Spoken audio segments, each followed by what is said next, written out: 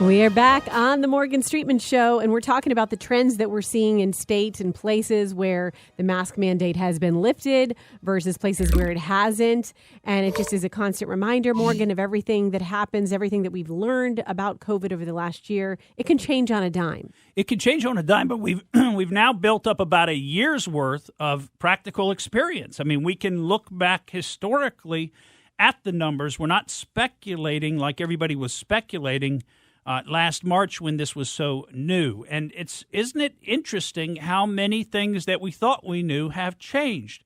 Remember, originally they came out, Dr. Fauci came out and said, don't wear masks. Don't wear masks. They don't do anything. And then later they switched it to everybody wear a mask. And Dr. Fauci said, I just said don't wear a mask because I was trying to save the masks for the healthcare workers.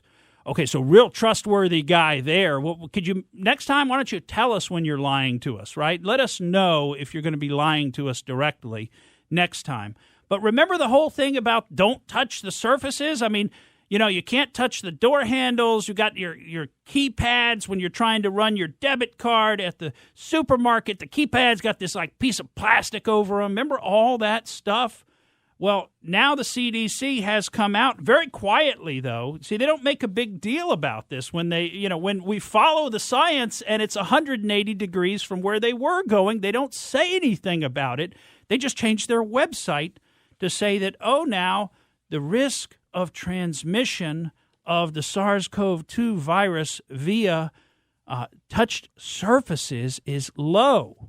And by low, they mean generally less than 1 in 10,000. This is right off the webpage, which means that each contact with a contaminated surface has less than a 1 in 10,000 chance of causing an infection. Each contact, less than 1 in 10,000. Those are pretty good odds. So this is from the New York Times. They did a follow-up to that CDC information that was released, talking to all kinds of experts. One of them was an expert on airborne viruses at Virginia Tech.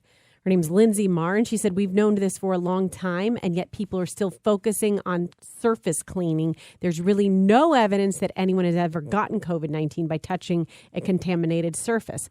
So now Pat, you can stop cleaning the studio now every day. Yeah, and I can go back to my normal routine and behaviors of licking gas pumps after I pumped gas. It's really bad. It's really bad to say this, but I never did. Oh, Pat, you said.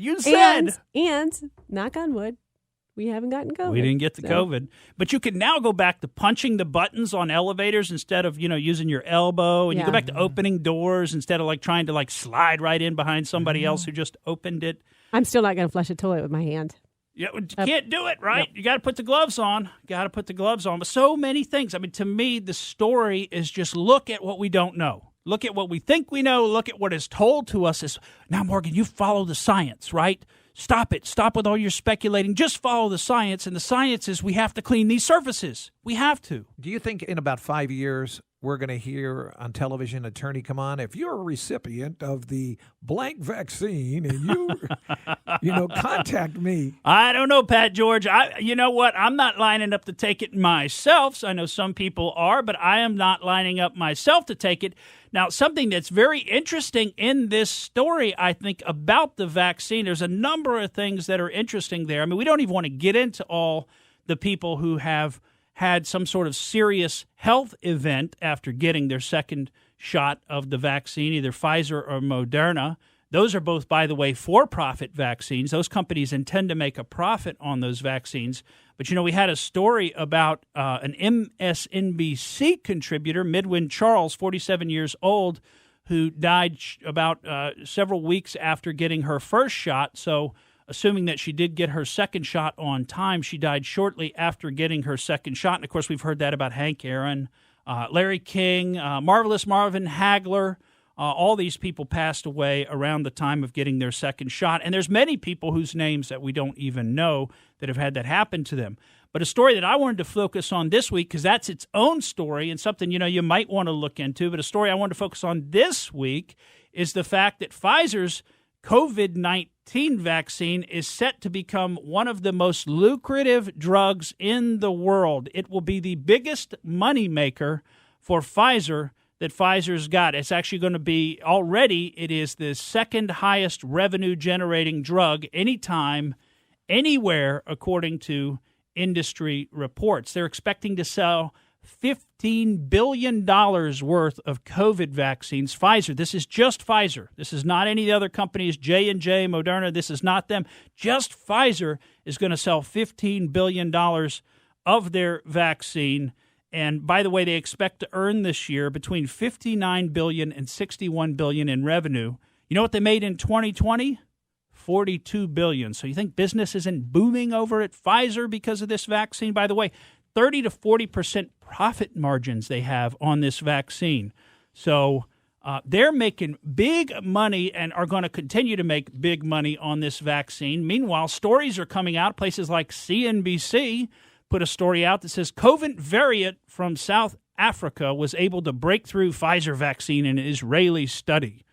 Like the vaccine is some kind of strange addition to your immune system, right? It's like a barrier that goes in there, and now this variant from South Africa is able to break through the barrier. That's the kind of language that they're using. I mean, we don't even fully understand yet what these mRNA vaccines are and what they do, and yet people are rushing headlong to get them. And it's your body, your choice. You're certainly welcome to do that if you feel led to do that. And I just hope, like you said, Pat George, that there isn't some type of health consequence, some type of adverse health consequence that we just don't know about yet, because, you know, this is the largest scale medical experiment, I think, ever conducted in the history of the world.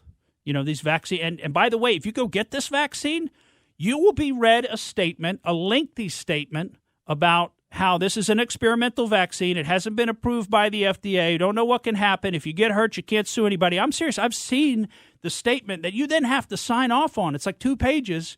And it's basically like, look, you're taking your life in your own hands. Nobody's telling you that this is going to work.